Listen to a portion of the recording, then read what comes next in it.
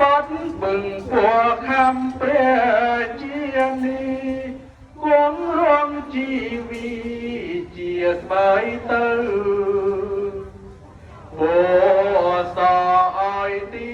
នដំរីសមៀងគល់បវមេចិនចៅ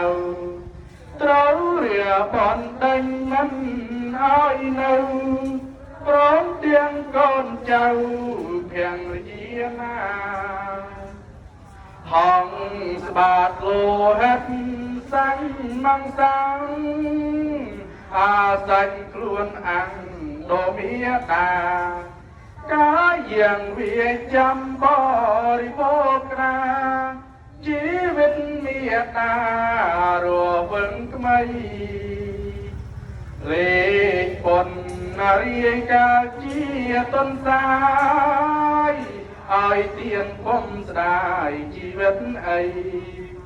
លោតចូលភ្នំភ្លើងពំ